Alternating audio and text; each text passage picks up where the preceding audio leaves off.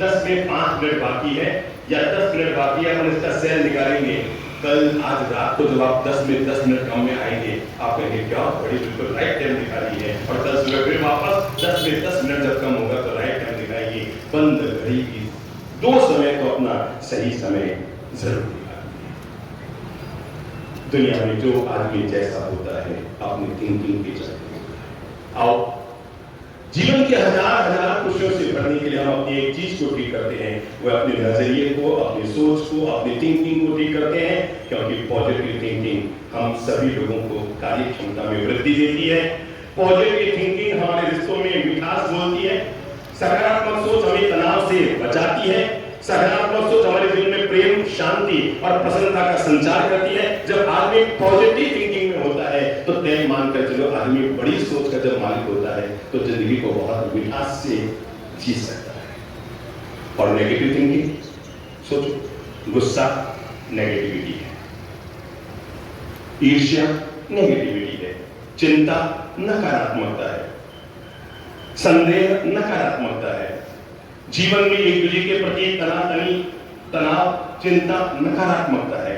जब जब हम पॉजिटिव होते हैं तो हम खुशियों से भरे हुए रहते हैं, और जब जब हम नेगेटिव बन जाते हैं तब तब हमारी जिंदगी में दुख और दुविधाएं आनी शुरू हो जाती है।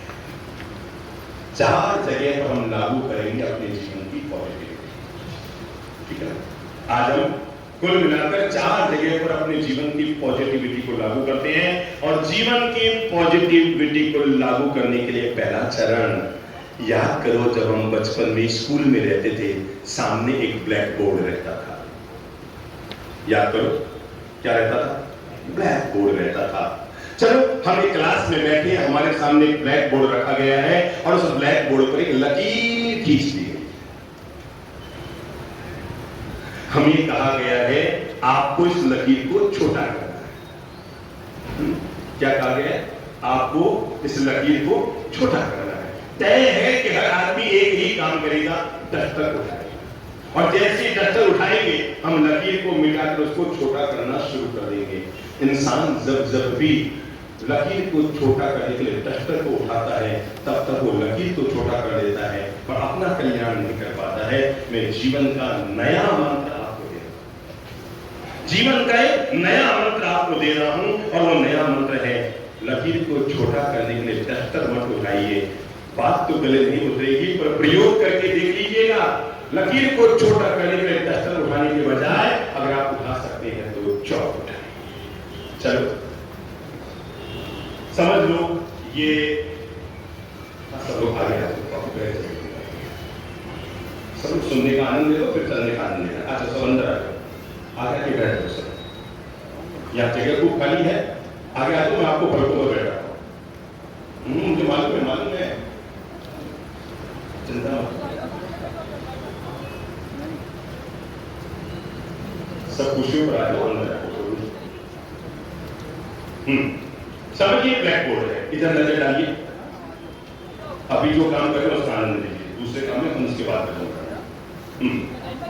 क्या है आपके हाथ में? ब्लैक बोर्ड, ठीक है। मैंने इसमें लकीर खींची है और इसको छोटा करने के लिए आपको क्या करना पड़ेगा? डस्टर उठाना पड़ेगा। मेरे भाई, जब जब इंसान डस्टर उठाता है तब तब अपना भी नुकसान करता है और दूसरे का भी नुकसान करता है। आज हम पॉजिटिव थिंकिंग का नया सिद्धांत लागू करते हैं, और वो है लकीर को छोटा करने के लिए डस्टर मत उठाइए, लकीर को छोटा करने के लिए चौक उठाइए। चलो शुरू करते हैं। यहाँ पर 3 इंच की लकीर है, किताब है तो 3 इंच की लकीर, और ब्लैक बोर्ड है तो 3 फुट की लकीर, और चौक से इसको छोटा करना है। चमत्कार हो जाएगा, और गजब का चमत्कार ये हो जाएगा कि लकीर भी छोटी हो जाएगी और आप जीवन में सफल इंसान बन जाएंगे। और काम को इतना सा करो, डस्टर को नीचे पटको और चौक उठाकर जहां पर 3 फुट की लकीर है उसके नीचे 4 फुट की एक लकीर बना दो। अब जरा बताओ वो लकीर छोटी हुई कि नहीं? हुई कि नहीं? हुई कि नहीं? हमने किसी को छोटा नहीं किया। जब हमने अपने आप को आगे बढ़ाया तो सामने वाला अपने आप पीछे छोटा हो गया। मेरे भाई, जिंदगी में किसी को भी दौड़ कर हराने के 2 तरीके होते हैं, या तो तोड़ कर हराइए या दौड़ कर हराइए। सोचिए, या तो मुंह से बोलो, या तो बोलो मुंह से, या तो तोड़ कर हराइए या दौड़ कर हराइए। जब आप तोड़ कर हराते हैं तो आप जीवन की बाजी हार जाते हैं, और जब आप जोड़ कर हराते हैं तो जीवन की बाजी जीत जाते हैं। सीख रहे, परिस्थिति बदलने पर भी हम शांत और मिठास से जीना सीख ले तो समझ कर चलो जीवन की बाजी जीतने में सफल हो जाएंगे, शर्तियां हो जाएंगे। परिस्थिति बदलना पार्ट ऑफ लाइफ है मेरे भाई। तस्वीर में तो हर कोई मुस्कुराता है, चलो सब बोलेंगे, तस्वीर में तो हर कोई मुस्कुराता है। एक बार और बोल लो, तस्वीर में तो हर कोई मुस्कुराता है, पर जीवन की बाजी वही जीतता है जो तकलीफ में भी मुस्कुराना। हम एक शहर में थे, एक कॉलोनी में हमारा प्रवास था, तो लोगों ने आकर बताया, गुरुदेव हमारी कॉलोनी में एक विचित्र दंपति रहते हैं, पति पत्नी दो रहते हैं, उनके ना कोई बेटा है ना बेटी है, अकेले दो ही रहते हैं। पर गजब की बात है, जब भी उनके घर के आगे से गुजरो या उनके पड़ोसी लोग बताते हैं कि हमेशा उनके घर से हंसने की आवाज आती है, कभी पति के हंसने की आवाज और कभी पत्नी के हंसने की आवाज, पर आज तक उनके घर से कभी रोने की, चीखने की, चिल्लाने की आवाज नहीं आई। जब भी आवाज आती है तो हंसने की आती है। संयोग की बात, हम वहां से रवाना हो उससे पहले वो पति पत्नी हमसे मिलने के लिए आए। लोगों ने बताया, बाप जी वो जो हमने कहा था कि इनके घर से हमेशा हंसने की आवाज आती है, ये वही मानता है। तो हमने उनसे पूछा कि भाई साहब आपके घर में हमेशा हंसने की आवाज आती है, कोई रात की बात? कहने लगे, बाप जी मेरी पत्नी बहुत गुस्से है। सुनिएगा ध्यान से, परिस्थिति बिगड़ने पर भी व्यक्ति आनंद भरे जीवन का मालिक कैसे बन सकता है? कहने लगे, बाप जी मेरी पत्नी बहुत गुस्सैल है, इतनी भयंकर गुस्सैल है कि जब भी उसे गुस्सा आता है तो अपना मुंह नहीं चलाती। आप सोच सकते क्या चलाती है? सीधा सीधा हाथ ही चलाती है, कभी संडासी फेंकती है, कभी चींटियां फेंकती है, कभी पैर फेंकती है, कभी चकला और भागती है, कभी कभी तो तभी कभी नंबर आ जाता है। इतनी भयंकर गुस्सा है, मुंह तो चलाती है पर हाथ बहुत चलाती है।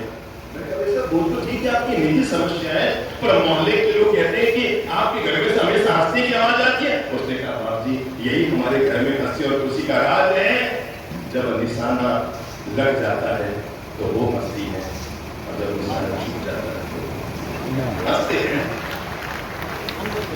निशाना लग जाए तो वो हंसती है और निशाना छूट जाए तो मैं हंसता हूं। मैंने कहा भाई परिस्थिति बदलना तो पार्ट ऑफ लाइफ है, लेकिन बदलती हुई परिस्थिति में एक बात ध्यान रखिएगा, हमारी जिंदगी में 90% दुख ऐसे हैं जो प्रभु प्रदत्त नहीं है। नोट करिए, हमारी जिंदगी में 90% दुविधाएं, 90% टेंशन, 90% माथा फोड़ियां, 90% छाती फूटे, 90% सिरपचियां, 90% दुख और तनाव, ये भगवान के लिए भी नहीं है, हमने खुद ने पैदा की है। भगवान ने आपको धर्म पत्नी दी ताकि आप प्रेम और विकास से जिंदगी जी सके।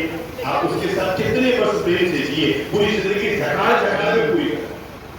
भगवान ने आपको संतान दी ताकि आप उनके साथ सुखमय जीवन जी सके, पर थोड़े साल बाद हमारे संतान से भी झगड़ा होने शुरू हो गई। हमारा नियम है, हमें जो मिलता है हम उसके साथ प्रेम के दिन तो थोड़े से बिताते हैं और उसके बाद आपस में झगड़ा करनी, नेगेटिविटी लानी, नकारात्मकता लानी, पैदा करने शुरू कर देते हैं और वही हमारे दुख का कारण बनता है। और यही जिंदगी है जिस बेडरूम की शुरुआत इंसान कभी फूलों की माला और फूलों की पंखुड़ियों से करता है, 5 साल बाद उसी बेडरूम में झंडूबाम, लालबाम, हराबाम, सर दर्द की गोलियां आ जाती है। आधा मेडिकल स्टोर आदमी के बेडरूम में आ जाता है। क्यों? क्योंकि आदमी को जीना है। और अगर कोई व्यक्ति हजार खुशियों भरी जिंदगी जीना चाहता है और कोई एक मंत्र, गुरु मंत्र जीवन में जीना चाहता है, तो मैं आपको बता दूं, हमारे दुख के कारण हमारे हालात नहीं, हमारे दुख के कारण हमारे भाग्य नहीं, हमारे दुख के कारण हमारे कर्म नहीं, ये तो बहुत बात की चीज है। हमारे दुख के कारण हमारी अपनी मानसिकता है। हम छोटी छोटी बातों में, छोटे छोटे निमित्तों में, छोटे छोटे कोई हालात बिगड़ने पर अपने मन को इतना ज्यादा प्रभावित कर लेते हैं। किसी ने 2 कड़वे शब्द क्या कह दिए, हमारा दिमाग आंदोलित हो जाता है। किसी ने कोई नेगेटिव टिप्पणी हम पर कर दी, हम मानसिक रूप से भारी हो जाते हैं। किसी ने समाज में 2 आलोचना के शब्द कह दिए। जरा एक बात बताओ, ये जो पंखे चल रहे इस पंडाल में, इन 100 पंखों को बंद और चालू करने के स्विच कितने होंगे? मुझे कल बताया उस आदमी साहब, पूरे पंडाल का एक ही स्विच है। ये इतनी लाइटें जल रही है, सारी लाइटों को ऑन ऑफ करने का एक स्विच है। घर में जलने वाले बल्ब को ऑन ऑफ करने का एक स्विच होता है। ज्यादा से ज्यादा सीढ़ी पर अगर कोई बल्ब हो तो डबल स्विच होते हैं। लेकिन मैं आपको कैसे बताऊं, आज हम ऑन रहेंगे कि ऑफ रहेंगे, हम मुस्कुरा कर रहेंगे कि मुरझा कर रहेंगे, इसका स्विच हमारे हाथ में कम और हमने लोगों के हाथ में ज्यादा। किसी ने आके हमारी तारीफ की, ओहो आज तो क्या खाना बनाया है, मजा आ गया, बस हमारा हमारा हमारा हमारा ऑन हो गया। और खाना खाते खाते कह दिया, ओहो कैसा खाना बनाया, खाए नहीं जा रहा है, हमारा बल्ब फ्यूज हो गया। औरों के हाथ में है, आज हम मुस्कुराएंगे या मुरझाएंगे। औरों के हाथ में है, आज हम खुश होंगे कि दुखी होंगे। औरों के हाथ में चला गया है, आज हमारा बल्ब जलेगा या बुझा हुआ रहेगा। हमारी जिंदगी की दारोमदार अगर कोई सबसे बड़ी चीज है तो हमारी अपनी मानसिक स्थिति है। और इसी मानसिक स्थिति को आज मैं कहना चाहूंगा, अगर कोई व्यक्ति हजार हजार कृष्णों को एक साथ जीवन में पाना चाहता है तो एक मंत्र अपने जीवन के साथ जोड़ ले और वो है पॉजिटिव थिंकिंग का मंत्र। बोल लो